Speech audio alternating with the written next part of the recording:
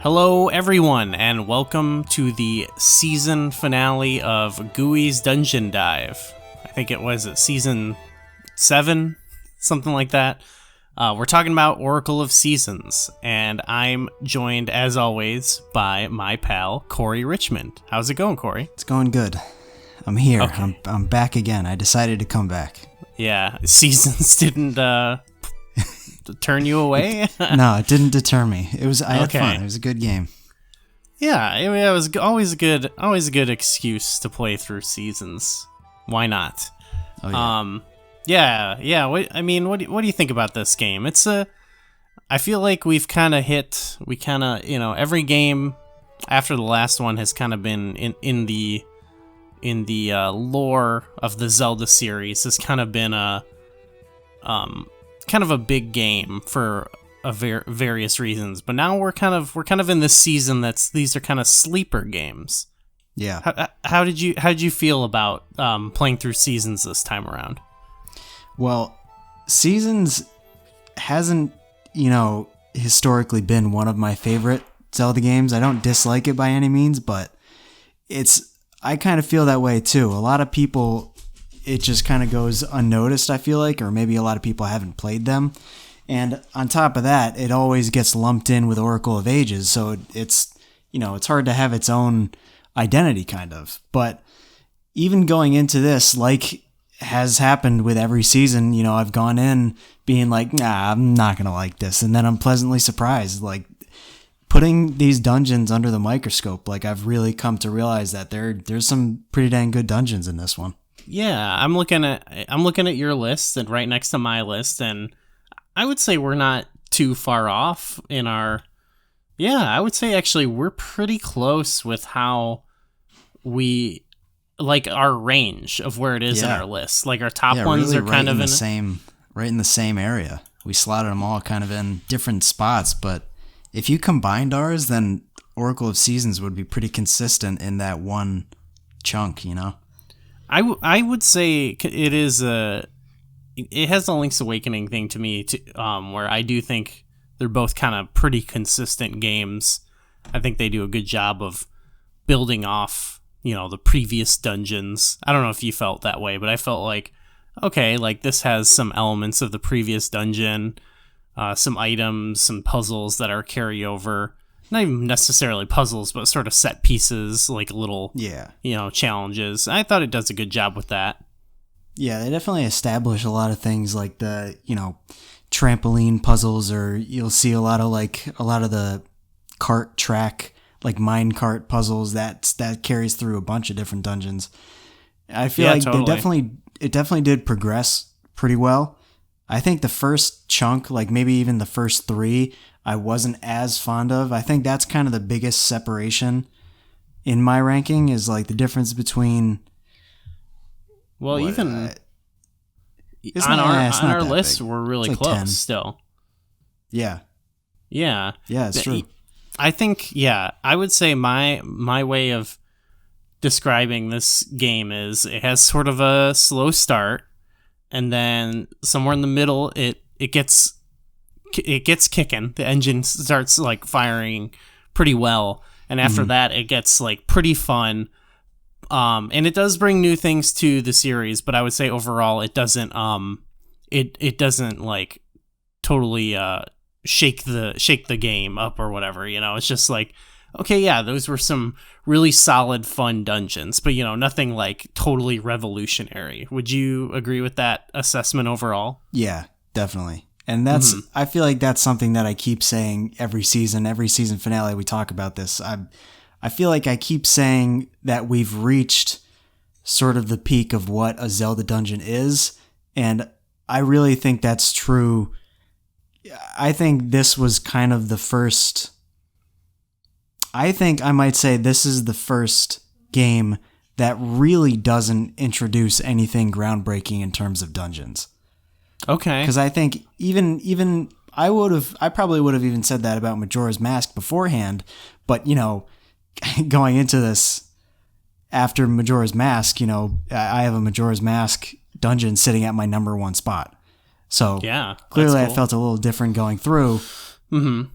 But I really think Oracle of Seasons, a lot of the dungeons were definitely, they took big swings. They were definitely ambitious, and I think some of them nailed it better than others.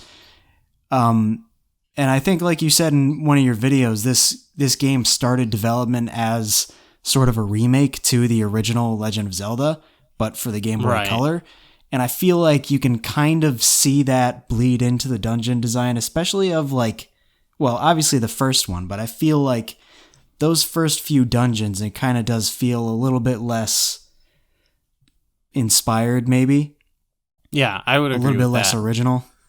Yeah, it's nothing too exciting. It's kind of just like I'm going from room to room. I know I don't think you had it that high, but I do think like it gets a little bit interesting with Poison Moth Lair, just with like kind of the trampoline element. It's like, okay, that's kind of unique, I guess. I mean, we've had sort of like things that like launch you up and stuff before, but even still, it's not like mind blowing, you know. And Sure. Yeah, I do think in those early portions, it's kind of, if you've played like Link's Awakening or something like that, it's not too dissimilar to like playing like Tail Cave or something like that. Yeah, I think there's a lot of elements of these dungeons that feel like familiar ground. And then the stuff that is original to Oracle of Seasons, it's kind of like, you know, sometimes the concept is a little bit better than the execution. Sometimes they do nail it. There are quite a few. Like I said, I ended up being more impressed than I thought I would be with, you know, a few of the late game dungeons in particular. But I don't think they are consistent with, you know, hitting those really inspired, cool puzzle concepts all of the time. Yeah, I will say I think the minecart thing is really cool. And I think it's like that's why like I have it just like out of the top 10. Like some of my favorites in this is because I felt like that is really cool and like a really fun concept.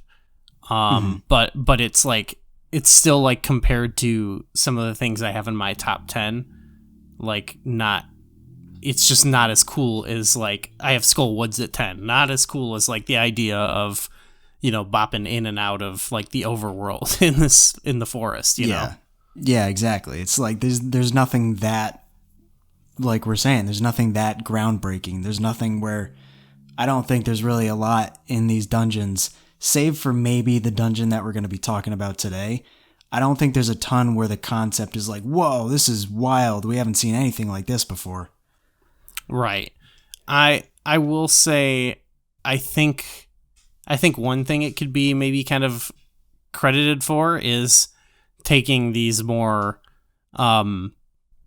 like more thematic set pieces that kind of got even more fleshed out in like 3D games and like reinventing them into like a 2D game and making it kind of unique. So I think of like the I don't know, Ancient Ruins or something, like, you know, doing like the Indiana Jones type stuff, or like kind of the Poe thing in Explorer's Crypt, where it's like you've seen kind of similar like concepts in like Ocarina of Time, you know what I mean? And it's like, sure, yeah. Now here, let's convey that in 2D, and that's pretty cool. Whereas like Link's Awakening, it was less thematic in that sense, you know?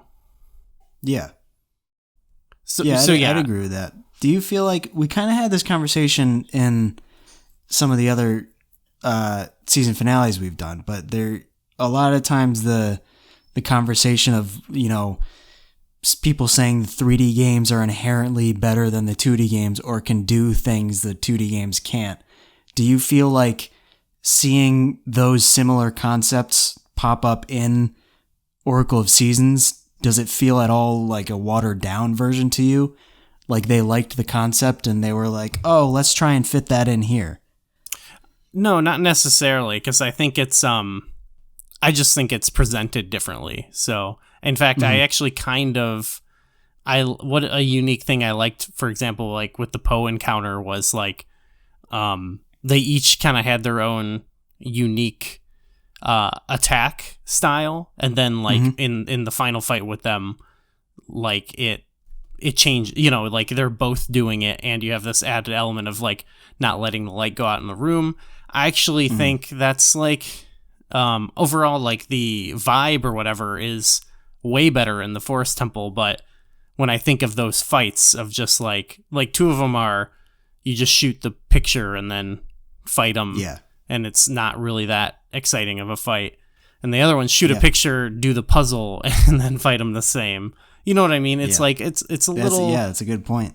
I think a lot of people get attached to like the kind of the cinematic aspect of it and don't realize that, if you kind of break down, like you're saying, the fights between any of the Poes and the Forest Temple versus that mini boss fight, like there's clearly more going on I actually much prefer the actual fight to, and it actually kind of has like a build up, where it's like you fought this one, now you fought this one, and you tried to keep the light on. Now you have to fight them both and keep the light on, whereas like the last Poe sister and Ocarina of Time is just like, here's like kind of it is kind of a cool twist, I don't really have anything bad to say about that actually, but it's just different.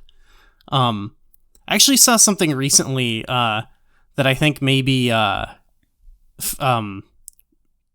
of, I think can kind of recontextualize my argument in favor of 2D not being inherently inferior, which I think is, I don't really like that. I shouldn't even have to defend that, but there was a lot of there was like posts about like whatever, like is Metroid Dread worth $60? It's a 2D Metroidvania, something like that. But the post I saw was someone was like, here's a Sony $60 game, and it was like a boss mid-battle like cutscene from God of War, which is an incredible game in its own right. But it was just like, to me, it just felt like someone saying like, look at this looks more impressive, therefore it is inherently not even worth more, but just better. And I was like, and I mean, that game actually does have really incredible, combat and stuff like that. But I was like, you're just I know what you mean, though. You're just like judging by like the pure appearance, you know what I mean? And I just think that makes that argument, but not even just about 2D versus 3D. And that's kind of what I try to get across, is I actually think playing those Poe fights is a little bit more fun for me, but maybe not necessarily captures a vibe quite as well. Yeah. Which both I think both are important. I think that's probably why maybe these games tend to get swept under the rug, because even with concepts like that, even if you could make an argument that maybe it was executed better, and even something like that, where I think it's pretty fair to say that fight is more interesting than any of the Poe fights in the Forest Temple. I feel like people just kind of get attached to that 3D presentation, that cinematic aspect of it, and just because of that, it's more memorable. Yeah, sure. And I mean, and I wouldn't even try to say, because I put it above, so like I actually do think there is more to the dungeon than just the presentation, but I just think it's worth considering those things. But yeah, maybe that does contribute a little bit to how memorable you find it, I guess. Sure, the presentation, obviously.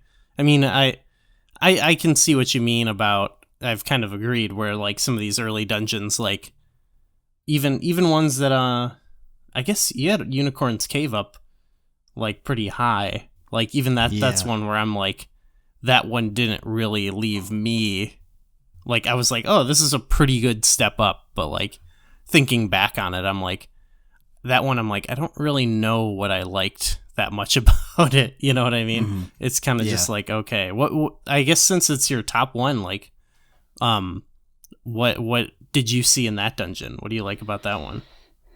That's like, I was surprisingly impressed by Unicorn's Cave, and it's really, I think that's kind of the big difference when it comes to analyzing the 3D dungeons versus analyzing the 2D dungeons, because 2D dungeons, especially when it comes to games like this and Link's Awakening, I can just plop out a map and look at it like what the path is room by room and kind of see either how I progress through it or how someone might naturally progress through it. And that is what really fascinated me about Unicorn's Cave. I feel like it was segmented so well. Just the pacing of like when you can do stuff, when you get keys, when you get the dungeon item, which is the magnetic gloves, and like the teases that you get before you get the magnetic gloves. It actually kind of reminded me of Catfish's Maw a little bit, where it's kind of like totally you go through a section of the dungeon and you're getting some teases, but it's not overly frustrating. You're just like, okay, clearly I can't do this yet. I can't get there yet. And you work through a few puzzles, you explore a little bit more, and then basically you get to the corner where you get the dungeon item, and then from there it's like all bets are off. You can go start doing stuff left and right. You can either go back and get some of the stuff that you couldn't get before, or you can progress forward, fight the mini boss, and then head towards the next area, which leads to the boss key and the boss door and stuff like that. So I think it was just a combination of like, I think it was mainly a combination of how the dungeon was segmented and the puzzles, because I was really impressed with some of the magnetic glove puzzles where it's like, all right, there's a ball in this part of the room. You have to enter from the left door and bring the ball over this much so that you can enter through the bottom door and now bring it over all the way. Stuff like that was really cool to me. That is a great argument for that. Yeah, for sure. Magnetic gloves, I guess, is kind of that there's some little gameplay things like that I think do bring some fun new sort of, because they could have just had like a hook shot or something to get across gaps, but instead they go for the magnetic gloves. And I think one thing I talked about when I just did like a ranking for this was there's some good like combination item use set pieces in this. So definitely. Yeah, even I think sorry, go ahead. I feel like that's something that they kind of, you definitely start to see it. I think once we get to Wind Waker, I think Wind Waker's pretty good at this kind of the multiple uses for one item type thing. But I feel like you actually start to see a good amount of that here, even just with the magnetic gloves, because it's not, you can use them against certain enemies, or you can use them to move the ball, or you could use them to draw yourself to magnets and use them as like a traveling thing, Mm-hmm. And even how that works gets a little bit more complicated, yeah. Yeah, exactly.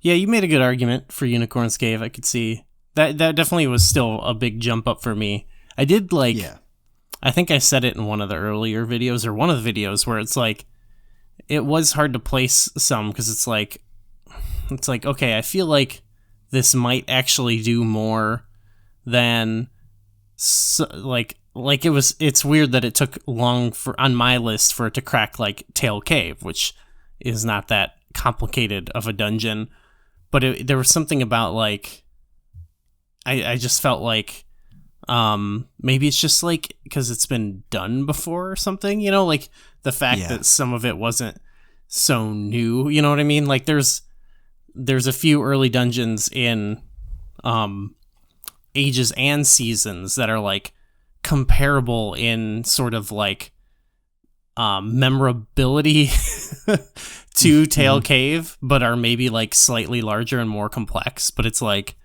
at this point, it's like, I don't know, you should be rocking out a little bit harder early on, you know? Sure, yeah. But I don't know, they're all pretty solid. I kind of have the early dungeon area like that some of these dungeons hang out in. Yeah, I have those early ones, definitely. The first three specifically, I have them lower on my list, kind of bunched together. And then really, once you hit Dancing Dragon Dungeon, I think the rest of the dungeons are pretty solid. And I think mainly the reason that I have Unicorn's Cave the highest, I just think when I was looking at it afterwards, I kind of found it to be the most consistent, I think, with like navigation and theming and puzzles and like, the boss battle and stuff like that. I just think it had some pretty high highs for the puzzles for me, but I think the rest of them, there were more things where I could kind of say, well, I don't really like this that much, whether it was a small thing or a big thing. Whereas with Unicorn's Cave, there was definitely less that I could point to and be like, I don't really like this about it. Okay. Yeah, I think that dungeon for me, even though I don't have it at the top, it's all very close. For me, that is Dancing Dragon Dungeon. Like, that dungeon kind of knocked my socks off. Because that theme knocked my socks off. The theme helps a lot. Because I didn't really talk about the music otherwise. I mean, we've talked about the music on other stuff before in the game overall. There are some good tunes, but actually, I mean, the remix album that I found that the composer or whatever said I could use for the series actually made me appreciate some of the tracks more and definitely helped a lot in bringing out some of these themes. I've linked to them in every video, so check it out. They have one playlist with all of them. But overall, I actually don't think a lot of the themes in this game were that bad necessarily, like the original versions. Like, actually thinking about like Explorer's Crypt, it's like, okay, this is kind of like, I can see this as like a spooky little tune. You know what I mean? Yeah. But like it wasn't that good, so I didn't really mention them that often. But Dancing Dragon I did, because that's a pretty banging song. But I also thought, standout. For me, it was actually, even though it wasn't the last, I think it was the best use of minecarts, now that I think about it. And it played into the dungeon items so well, and I thought a lot of the room-to-room like challenges were fun. Like, people do say like this is kind of the action game and Ages is the puzzle game, and I definitely agree with that. Because I think this game is kind of action packed. Yeah. Like, a lot of these dungeons are like not that complex, but just really fun to play, which I think also attributes to like how I have them ranked, which is like they're just really fun. They're not reinventing the real wheel, but they're coming up with just really exciting gameplay from like moment to moment, which is a totally valid experience too. Yeah, that's definitely a good point. Like, even especially looking at, because you kind of have your top 4 kind of all bunched together, but you can point to each one of those and talk about like a specific moment that you could see coming out of an action movie or something. Right, totally. Like you said, like that part in Ancient Ruins where the walls start closing in, that was really cool. Yeah, and that, I feel like that also starts to come after Dancing Dragon, like, which isn't very thematic, but like then it's like, that's what I think of like with the last 3 or whatever. They were like, now let's really, I'm not saying like they were like, let's make some complex dungeons by any means. It was clearly the MO was more like let's get thematic with these, like, for real. We've got, I more associate the early ones with like, especially because the first dungeon is the eagle layout. I associate those a little bit more with like, these are just kind of the Legend of Zelda dungeons, and then the later ones of like, now let's do some fun thematic stuff. Yeah. Yes. Especially, yeah. So anyway, I mean, one thing in the videos, I feel like I kind of just sort of get through it in the first part is sort of like the lead up to each dungeon, because I feel like this is the first one in a minute where it's just nothing has really like sort of tied this together. Like, I think especially like in the lead up to like Dancing Dragon, it's just so like, it's kind of all these non sequiturs that kind of tie this game together. Which, I mean, that happens in Zelda games, but I feel like thematically, like, this is kind of also a pretty weak game. I don't know how you connected to like the journey or the story or any of that, but I feel like for me it's sort of a afterthought. Yeah, I I think that's part of why I've never really been super in love with this game. I think a lot of that stuff just kind of that really misses the mark. Like, especially if you're talking about the story, like the story in this game is pretty much non-existent. Like, there's really not a lot going on to drive you from place to place. And, in comparison, if you take something like Link's Awakening, let's say, where you functionally, on paper, the way that it leads you to the next dungeon is not that dissimilar. Basically, you leave the dungeon and you get like a message either from the owl or from the Maku tree, basically saying like, oh, here's a little tidbit. Maybe you should try going over here, right? But in Link's Awakening, there's constantly, little fun things either in the village, or you need to go rescue Bow Wow, or, you need to go visit the South Face Shrine to get the key. Like, there are things that kind of help pace it better and help keep you interested. And yeah, I think that is what drives you forward, where in this game, usually it's just like a very vague hint from the Maku tree, and then you just kind of need to find it on your own. You need to visit Subrosia for the umpteenth time to do something down there, and then you need to kind of do a little bit of slog through a puzzle-heavy overworld just to get to the dungeon that you're trying to get to. Right, yeah.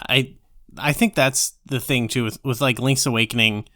I think it, even though it's small bits, and it still is sort of like, now you're doing this random thing and this random thing, like, they do a good job of kind of, like, tying it all together, even if it's, like, in very minor ways, where, like, this, going to Subrosia doesn't feel, it just feels like a different part of the game. You know what I mean?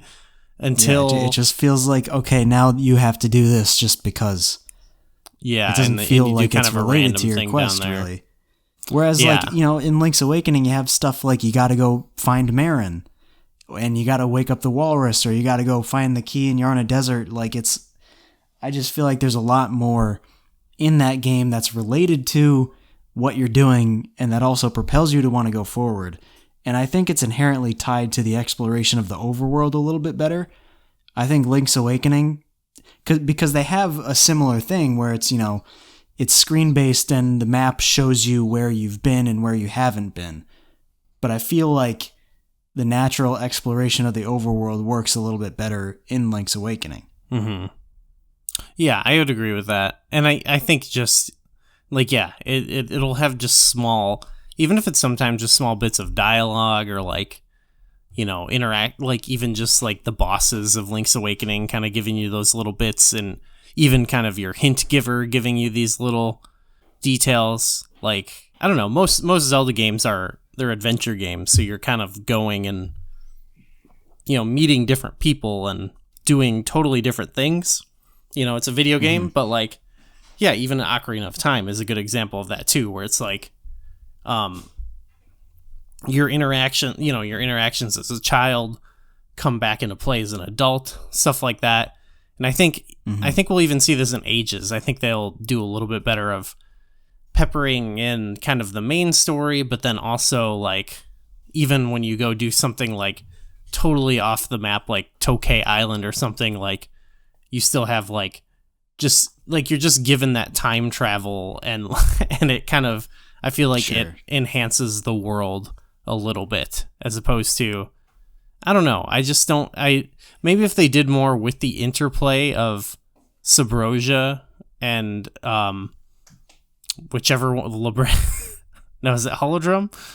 Yeah, I'm confusing the two worlds. Yeah, if they did something more with that interplay, like, it's kind of cool, like the last dungeon or whatever, you go, it's down there, but overall, like, yeah, it's weird like that, where it's like you're navigating and finding these new spots in the overworld that have portals to this other world you're navigating that interconnect, but then, like, it really feels like they should have focused more on just the season navigation, and not had Subrosia. Well, I don't know. Well, even like, I don't know, Subrosia, really the extent of what you get is like, you get led there by Rosa, and then it's like, oh, this is where the Temple of Seasons sank to.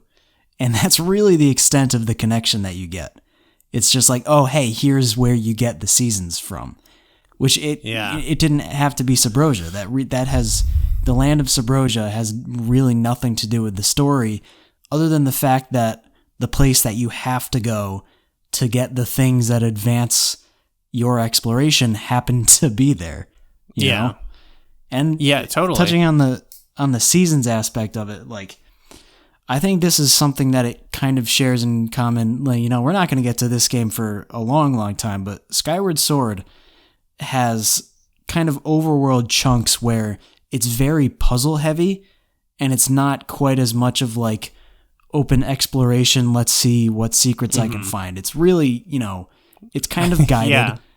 I actually have in more recent years kind of felt like their overworld sections remind me of a Game Boy Zelda game in a way. Yeah. Well, it like that concept of you have 4 seasons and they each affect the overworld in a different way. That sounds like such a novel concept on paper, because it's like it's almost like, whoa, remember the Dark World from A Link to the Past? Now there's 4 of them instead of 2. But really it doesn't function like that at all, because you unlock the seasons in a segmented way throughout the whole game.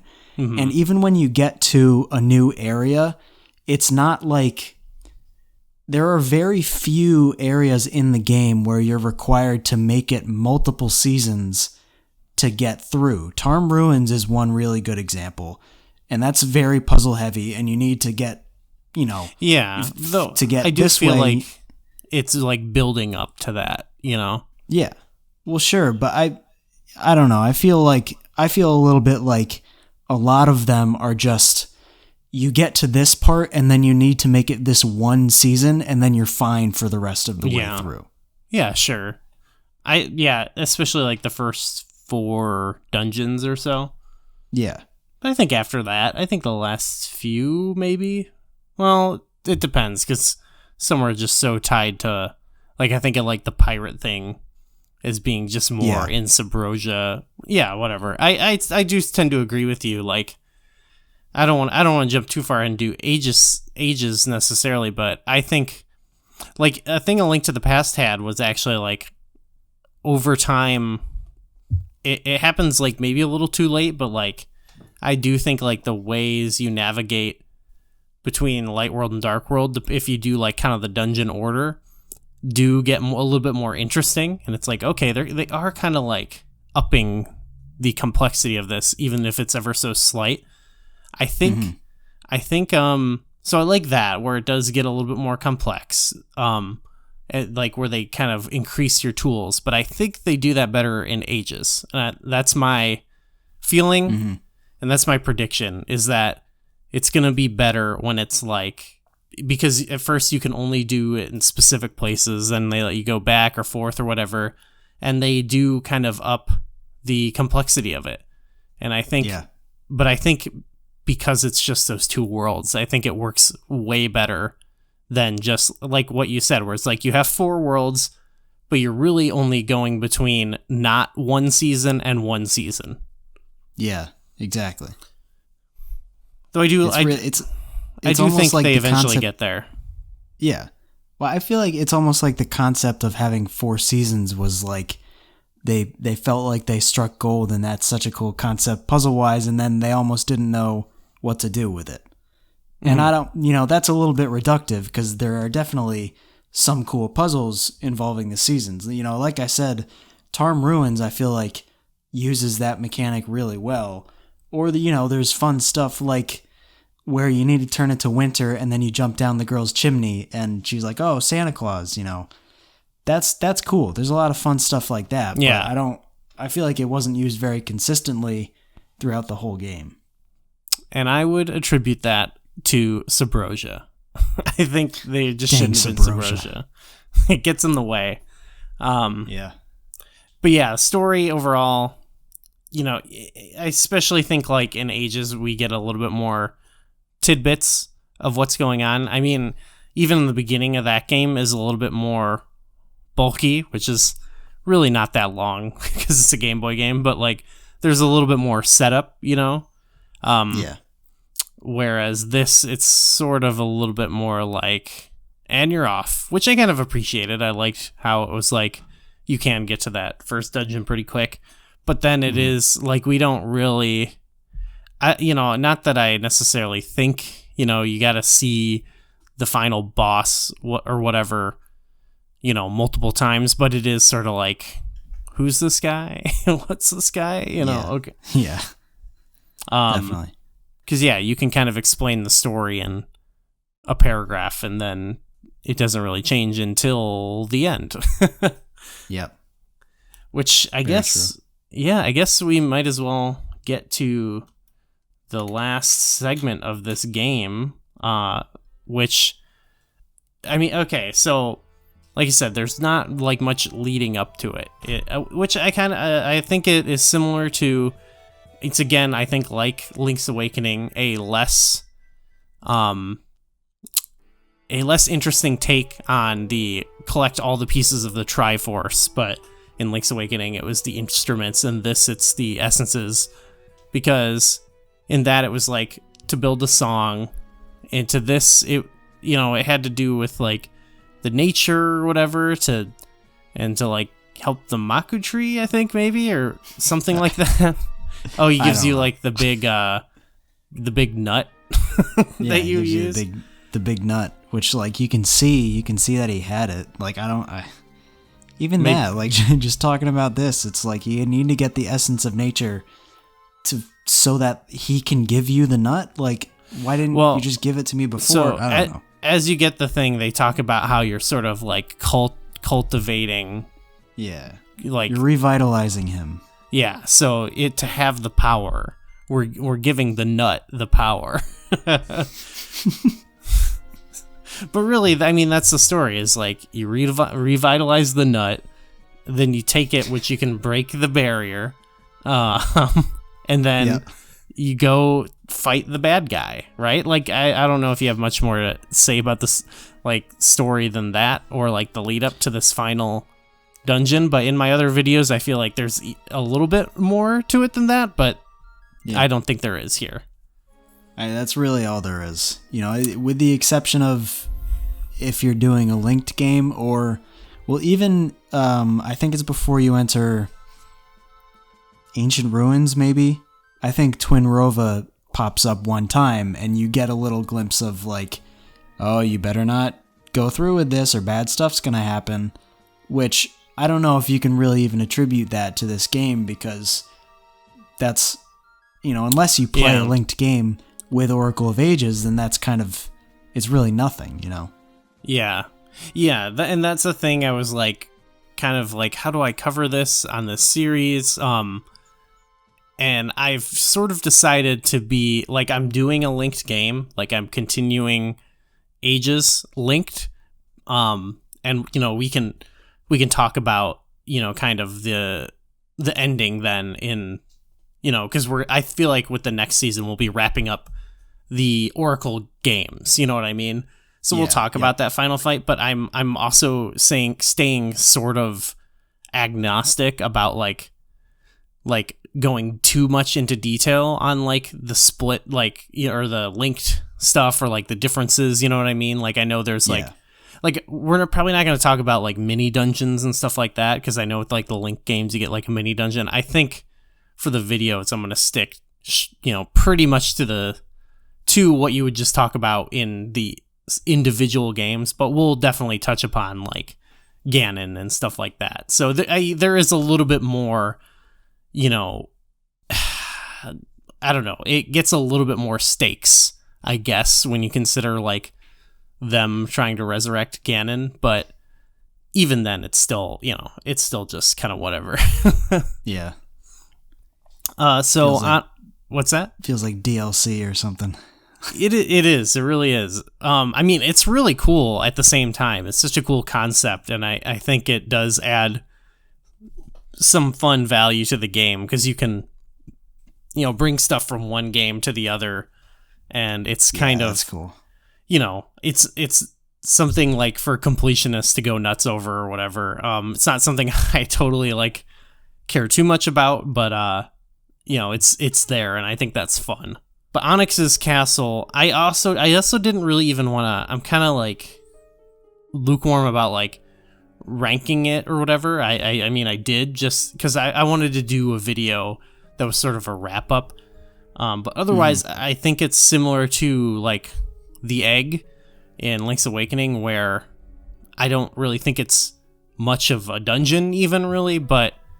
I also don't think that's necessarily a bad thing. I think the egg works a little bit better because it's kind of this culmination of collecting all the dungeon items and the trading sequence, which also ties a lot of the little non sequiturs of that game together. Whereas like, this is just sort of like, it's still got that thing of like, well, you collected all this stuff. Now you can go to the final dungeon or the final confrontation. But I don't know. I think of it as a little bit lesser. It feels kind of a little bit like a half measure. You know what I mean?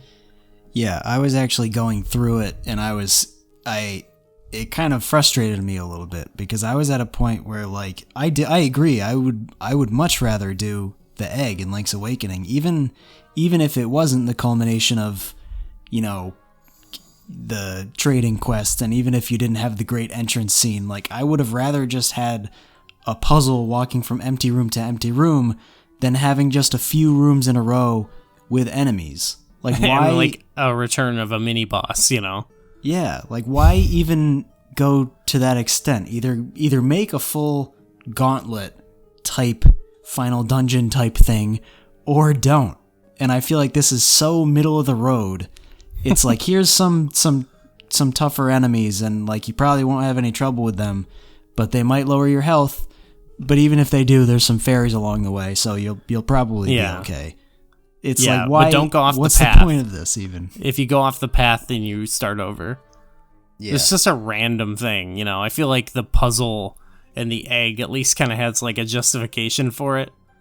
Yeah. But this is just kind of goofy. I don't know. Yeah, I feel like there's really no reason for it to be there. Okay, and so you've actually considered that, or like made me reconsider. Like I was gonna rank it last, and my sort of feeling on like ranking these mini things is like I wouldn't include it on my list if I was just gonna put it last. And now that I think about it, I like the egg better, and yeah. So like I'm probably just not even gonna bother with this on the list, even though the title of this video is probably like ranking Onyx's castle. I don't know. Yeah. Maybe I need to Discussing rethink it. Onyx's castle. Yeah, but yeah, I don't even necessarily think of it as too negative. Like it's similar to the egg. I'm like kind of didn't want much out of it. I just like give me the final boss. But that's we're just being critical here. I think it even. Do you think they were trying to go for like a Ganon's castle kind of, an Ocarina of Time? After you get through the main dungeon part, you're basically just going upstairs and fighting enemies in rooms and then going up and going up. But that has the cinematic element to it, and I would say that the fights are even more interesting aside from maybe that mini boss fight.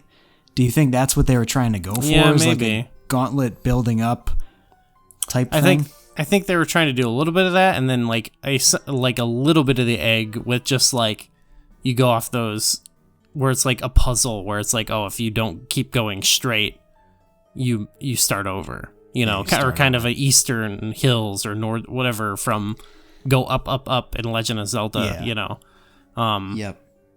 And that's the extent of it. Like, I think it's just like them trying to do I think they're trying to do just like a simple mini sort of dungeon. That's like a mini version of that. But, so for what it's aiming for, I don't think at least what I think it's aiming for. I don't think it's off the mark or anything, but I don't know. I guess I didn't need it. Maybe a tower would have been better if you just like ascended like an epic tower or something. I love me a good tower. Yeah, towers, they do usually make their way pretty up high on the list. Yeah. But yeah, I don't know. It's all lead up to Onyx, who is, I think, a pretty tough final boss. I mean, kind of an imposing boss. What'd you think of the boss fight with Onyx? So I think that the first phase or two, where you're fighting him just as, regular General Onyx, I think that's kind of a joke, to be honest. It's almost like you're just fighting like a, what are they called? Ball and chain knight? Okay. Ball and chain soldier. It's almost like you're fighting one of those that has more HP. But once he turns into the Dark Dragon Onyx, then, I actually think that's a very challenging fight, and it's pretty fun, and it's, that's really cool, jumping, on top of his hands and slashing his face. I think that's a pretty fun boss battle. It's tough. I mean, I think I died a lot. I definitely died a lot. To give some credit to the first one, I think for playing it for the first time, just like the puzzle of like having to hit Nehru away or Din away with the Rod of Seasons is kind of fun because it's not an item you've never used it in that way, and so I sort of like it'll kill you a lot, and so some people might be turned off of it because it's like I've never been trained to do this, but I kind of like it because it's like I feel like at that point when you're like, oh, this hurts, I got to do something. You try, like, I remember like trying all my items the first time and then like still not even thinking to try the rod, because it's just like you don't think of it. And then when I did, I was like, oh, and so like I thought it was like kind of neat. I did like doing that. Yeah, I don't know. I think that's a neat. I like that you have to use the Rod of Seasons to kind of knock her away, but it's almost trial and error puzzles. I feel like are kind of, I don't know. That's kind of a gutsy thing to do because you're kind of risking the fact that the player is gonna get frustrated because, like you said, I think people are prone to be like, "What am I doing wrong? Why is this not working?" And that feels like something where maybe correct me if I'm wrong. I don't know if you felt this way, but I feel like once you figure out that it's the Rod of Seasons, it's not like oh, of course. It's like oh my god, like that's what it was, really. No, I wasn't like, of course, but I was also like, oh, that's funny. Like, I just thought it was fun because it was like, the Oracle of Seasons, Rod of Seasons, like the only thing that wouldn't hurt her. It kind of makes sense, actually. Yeah. And so I didn't think like this is the most clever puzzle, but I just thought it was like cute, like, I don't know. That first phase, like, you still want to like not take hits during it because the last part you want to go into it with health. You know what I mean? Like that's the real. Well, that's kind of tough. What it really is like if you die to the dragon, then it's like, all right, I got to go through this again, and I got to make sure I take less damage. And that's kind of another thing is like maybe this hinders it, maybe it doesn't, but like it's not really a puzzle anymore. It doesn't really enhance the replayability because if you come to that fight again, it's not like I need to figure out this puzzle again. It's like, okay, now I just need to whip out the Rod of Seasons instead of whatever I had in my item slot. Yeah. And just whack her away and then do the same thing, Yeah. I mean, I still think there's some, you got to dodge stuff and, he shoots the little tornadoes at you. Like, there's still some physical challenge there, some reflexes and stuff that come into play. I don't think it's like totally easy, but it's, I don't know, it's certainly not as hard as the last part, which is, I don't know, there's been a lot of bosses in the game that for me had this where I died 1,000,000 times and then like on like one of the last, I think the last times, obviously the last time when I beat it, it was like I like did significantly better. You know, I was just like, oh, I beat it. It's like, which felt so good to be like, not only did it click, but it clicked like so well that like it wasn't even an issue anymore. Yep. I do feel like this is a really cool boss in that, like, you see this a lot in other styles of games, like maybe like a Dark Souls type thing, where like you're not really intended to beat them the first try. It's really about like studying their movements and what they're gonna do, and I feel like that really helps with this boss. It's like knowing, you know, how to dodge the fireballs or where he's gonna swipe his hand and like how you can avoid him. It's really a matter of, you know, kind of memorizing what he's gonna do, and then once you kind of get that down, even then it's not a cakewalk. There's still a good amount of, you know, coordination involved in like getting on his hand and then jumping correctly and then slashing at the right, you know, window, because you can easily there's it wasn't on this playthrough, it was my last playthrough, but I remember specifically, you know, I would get on the back of his hand constantly, and then I would either charge up to do a spin attack or just try and slash him, and I would constantly miss and fall down, and it's like, oh, dang, I gotta do it again. I gotta time that better. Yeah, I had some of those, and when you get hit by the claws, it's pretty brutal. I don't know, that's my favorite. I think that's actually my favorite kind of boss fight, really. Because, you know, it's said a lot, but once you figure out a puzzle boss, like, you know how to do it. And it's like, or, you know, some are both. I like a boss that's like, you gotta figure out what the deal is, but then like it's still a challenge, you know, which this isn't necessarily that. It isn't really that at all. But, you know, I know you're a big like fan of like Hollow Knight. Like that's the same kind of satisfaction I got out of like mastering the bosses in a game like that, or even playing Metroid now. Bosses are the best part to me, because it is just like I don't know if I used to like this, but I still get frustrated, but I actually kind of feel good dying over and over. I just like it because I know I'm gonna get it. I usually know I'm gonna get it. It's really a learning experience and like a trying experience, and it's not something where it's trial and error and you feel like you're wasting your time. You know, even if you die, usually you're learning something. You're like, oh, I got a little bit closer that time. Let me try this next time.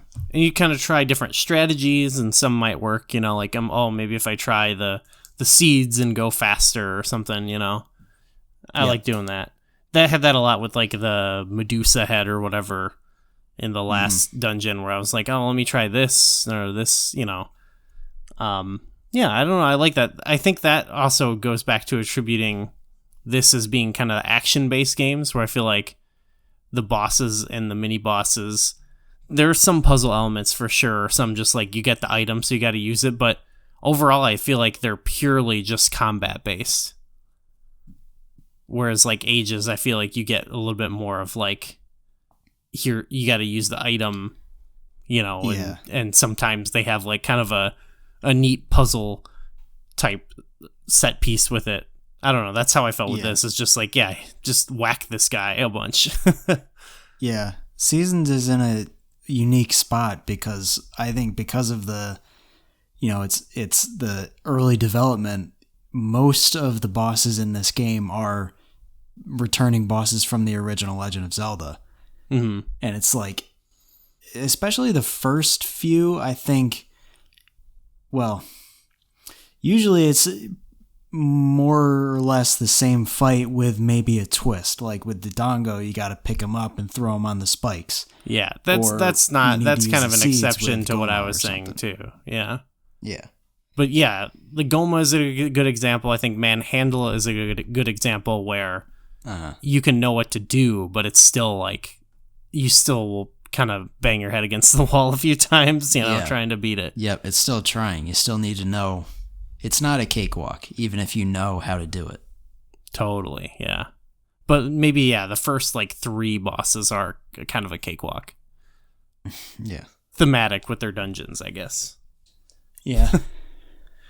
So, I mean, yeah, good boss fight. It's also like the only one, it's kind of presented in a different way, you know, in like a side view, which I think like there's a few in like, I don't know, I guess Link's Awakening has that with Evil Eagle, and like Head Thwomp will do that, but it's still pretty unique because he's like this big guy who takes up the whole screen, so that's pretty cool. Yep. Yeah, that is cool. But yeah, I mean, I don't know. It's a cool final boss, I would say. Not necessarily a great character. Not necessarily a great dungeon either. So it's, you know, obviously just if it was on our list, if it is on our list, I don't know. It's on the bottom. So not much to say about that, I guess. And then there's not really much after you beat it. Like, I don't even remember what happens. They're just like, sweet. I think the day is just saved. You get a tease from Twin Rova, so we'll be continuing that on for sure. Oh yeah. Yeah, I guess any final words before we kind of get into the overall game rankings here? Oracle of Seasons, there's definitely some really great stuff in there, I think. It's not fully my cup of tea. There's some things it's missing. And actually, if I can diverge for a little bit, I have somewhat of a funny anecdote that I think might contribute to why I feel a certain way about Oracle of Seasons, is that I actually think Oracle of Seasons might have been my first Legend of Zelda game I ever played. And you'd think that would make me extra nostalgic for it. But I think what happened, and I have vivid memories of being in Subrosia. I think what happened That's is a miserable place to be. I think what happened is I would frequently progress through the game, maybe do the first few dungeons. I don't think I ever got past the third dungeon. And I would always either get lost or get stuck, and I never finished it. And I never completed it for the first time until basically my adult life. I think I was in college when I beat it for the first time. So I think that starting it as a kid and never finishing it has left like it's done something to my brain where even after I play through it, it just doesn't stick in my head for some reason. Hopefully this has cemented it a little bit better. Staring at the maps. It definitely helped. Yeah, looking at the maps, this definitely helped me remember some of the dungeons specifically, because now that I'm thinking about it, like, I think the dungeons might be one of the strong suits of this game in its entirety. Yeah, all things considered, for sure. Yeah. Yeah, I maybe I don't have that baggage of a Zelda game, because I just, like, the first few I played are like, I mean, I've been playing them since, like, before I really have memories, like, so, like, the first one, like, it was, like, every other game I played where, you know, I would just, like, walk around and die, you know? Yeah, I got you. So just those early formative memories where you just really remember it, but you probably never beat it. Yeah, and then by the time I, like, actually owned one, I was, like, 8, so I could, like, really get into it, you know? So yeah, maybe I don't have that specific, and it was Link's Awakening, so like, you can figure that one out. I feel like as a kid, pretty tough, but it, you know, got through it.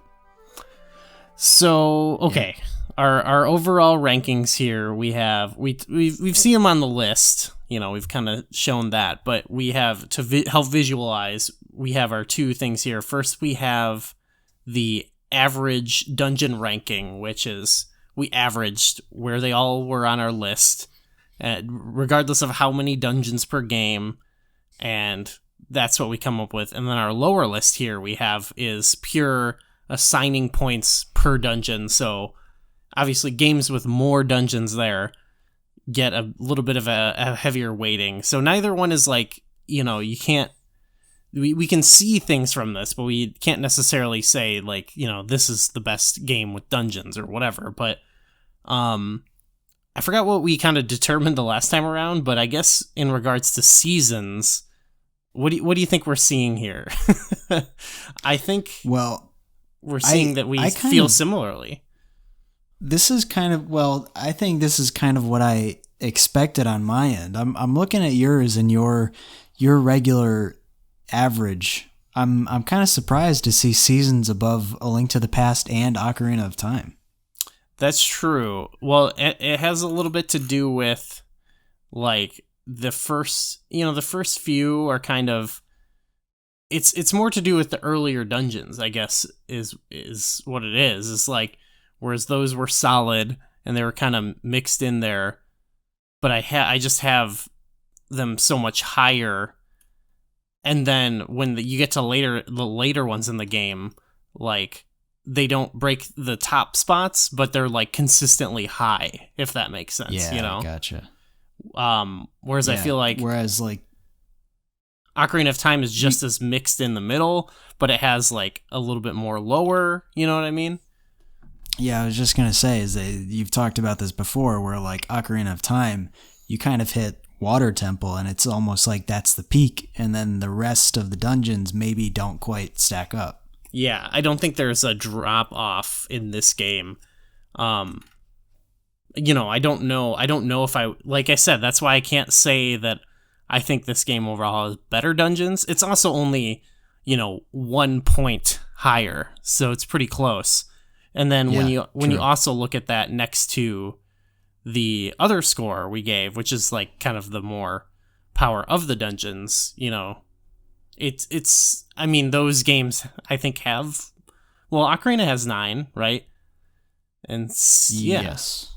Seasons has what, 8? Like Seasons and Link's Awakening are both 8. Okay, so, and then A Link to the Past has like a bunch. So I don't know what to draw from this, because when you look at you gave it 26, I gave it 23. Like, I still even don't think that's too far off if we're talking about the average spot ranked. So I think they're all very close, and then I think Link's Awakening and Majora's Mask kind of run away with it for me. Yeah, definitely. Majora's Mask it's a difference of 8 points for you. I think that's probably the biggest, aside from between, Ocarina of Time and Legend of Zelda. That's the biggest leap that you have there. I also have Legend of Zelda mixed in a little bit with Ocarina, and A Link to the Past, I think, mixed in a little bit more too in the bottom portions. You know what I mean? Mm-hmm. So I think you just sort of see my preference too for like that style, but like overall, I would say probably if you ask me which game had better dungeons, I would say like Ocarina is probably a better set of dungeons, or just a more memorable. It has definitely like one of the high points, two of the high points in the series, even with the Forest Temple and Water Temple. And really memorable, all memorable dungeons. Whereas, like, if you ask me, I might say, like, to give Seasons credit, I might say, like, oh, it delivers like even more solid and consistent, just like fun, like gameplay challenge or something like that. If that makes sense. Yeah. Yeah, that makes sense. Yeah, but I don't know. Do you overall? I guess things we've said in the previous videos still pretty much stand. So, we didn't really move stuff around. So I don't know. Yeah, I just kind of think it's interesting. Like, I want to see how these averages shape up in the end, because I don't think either of these are necessarily indicative of, if you asked me, what game has, like you said, if you asked me which games have the best dungeons, I'm not sure either of these average lists would necessarily be what my lists would be if you asked me to rank them. Right. So I'm just kind of interested to see kind of how this pans out as, as we add more games to the list and many, many more dungeons to go. And particularly, I'm looking at the big average below, where it's kind of like the more dungeons a game has, it's kind of inherently a little bit more at an advantage. You have totally. Link's Awakening, Oracle of Seasons, and Legend of Zelda all have the same amount of dungeons, but for you, on your list, you have Link's Awakening at 2, Oracle of Seasons at 4, and then Legend of Zelda at 6. Yes. So I think it's interesting. It's just interesting to show, like, even though that part of the averages might be a little bit slighted towards games that do have more dungeons, it doesn't necessarily, you still need to be consistent. You still need to have good dungeons to be considered, because just look at those differences in those 3 games.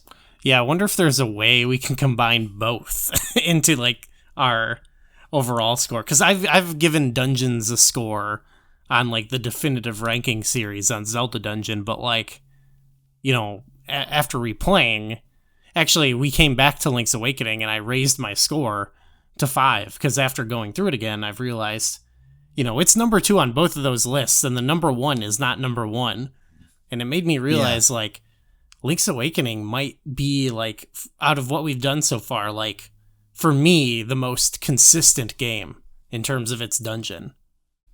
Sure. Like, it has a lot of them, and they're all pretty solid. If not, like, some are, like, some of the best in the series. It's kind of similar for me, too. On both of my averages, Ocarina of Time's number 2, Link's Awakening's number 3. Oh, yeah. So, clearly, they're doing things pretty consistently. So would you say Ocarina is the best we've done so far? All around? I don't know.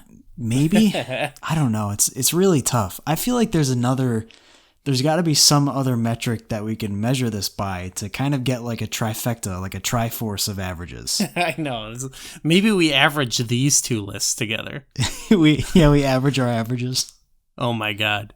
Yeah, if someone can come up with like an equation, like we have an X and a Y axis, and I feel like we need like a Z or something. Yeah, exactly.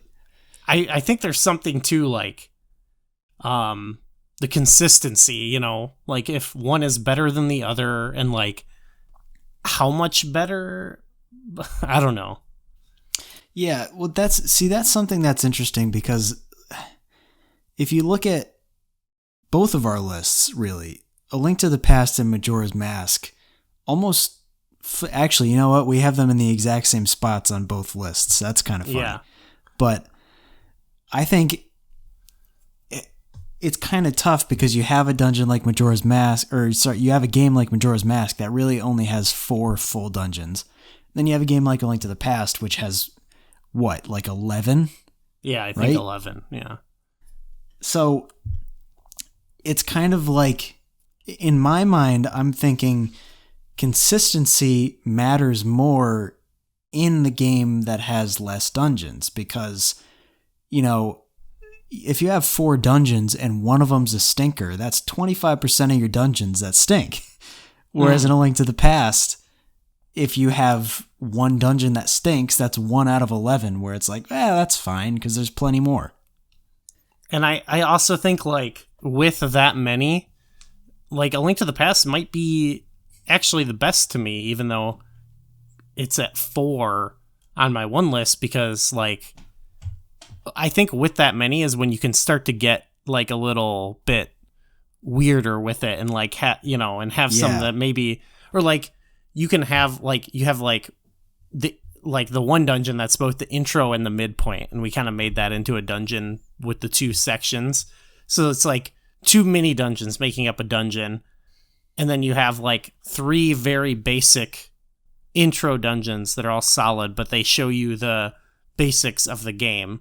But then you have this huge set afterwards that like I actually like, they all vary in like variety and difficulty and like what you do. You know what I mean? Like the inconsistency is almost baked in because it's this like big crazy world and like, just a crazy set of dungeons in different areas that you can go to out of sequence. And I don't know, it's like, to me, I can't just say like that game's inconsistent, so it's worse, you know what I mean? And because it's also consistent in that it like caps off in such a epic way, the finale is so good. Yeah. And it's like it's almost like having that many dungeons. You can afford to take those risks, and those risks are really what pay off. Yeah. And I think that's Ocarina something is too. more of like, we got to build this. Like, each dungeon is so memorable, obviously, but it's like each one has a very specific thing they're trying to get across, like a theme or something like that. And that's what attributes to them all being so memorable. Is like that's like the whole basis of the dungeons, I feel like. Yeah. Well, that's, it's just really hard, because how do we measure this? Because we're talking about consistency in dungeon design, and that's obviously something that is important, which you can see in both of our lists, but at the same time, diversity in dungeon design could hold just as much, if not more, weight. You could have a game, maybe like Link's Awakening or Ocarina of Time, where, let's just say all of the games are really solid, but they're all kind of just building off of each other and do, they're different thematically, but they're kind of using similar concepts. Yeah. Whereas, do you value that more, or do you value a game that takes the big swings and has dungeons that are completely different from each other but still exist in the same game, Yeah. Yeah, like Majora's Mask, I think of that a little bit, actually. Mm-hmm. I don't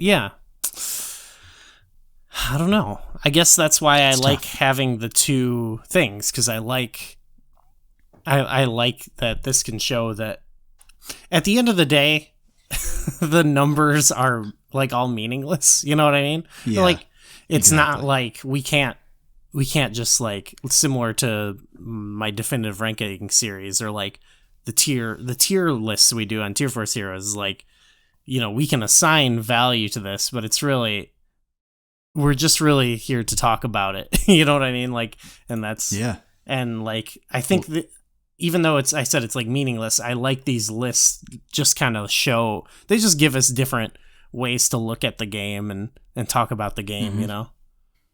Definitely. Yeah. It's a really cool way to kind of visualize something that you almost subconsciously process when you play these games. And like you said, I'm looking at 14, 17, 20, 23, 26. Like, these numbers really don't mean anything. What are these?